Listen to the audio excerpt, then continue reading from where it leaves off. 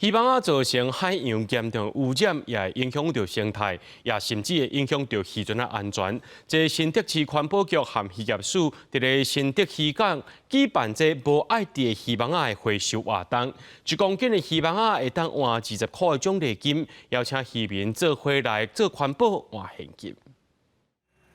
满满一车拢是已经海去的鱼蚌，渔民整理好势摕来回收，经过帮啊称重，1公斤计使换现金20块，毋若增加渔民收入，计当做环保。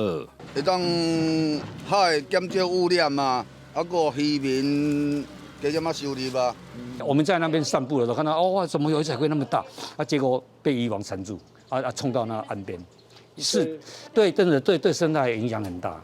渔民表示，出海掠鱼上惊的就是撞到海底破网，去夹到渔船的引领，所以回收渔网对渔民来讲是真重要的代志。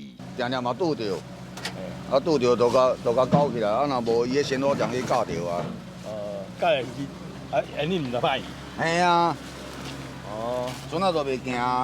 根据世界动物保护协会统计，单年有64万栋的渔区，渔网互人登入海底，对海洋造成真大的破坏。新竹市环保局已经连续3年举办回收渔网，总重量约1万公斤。渔网经过清除处理，然后做一些整理之后呢，我们用高价的方式来做一个收购，1公斤呢可以达20块。这些渔网啊，对环境生态的影响啊，可能会影响到整个鱼类或是海洋生物。除了摕渔网来回收换钱，今年回收渔网上重上济第1名的渔民，计当领到1万块的奖金；第2名有6000，第3名有3000。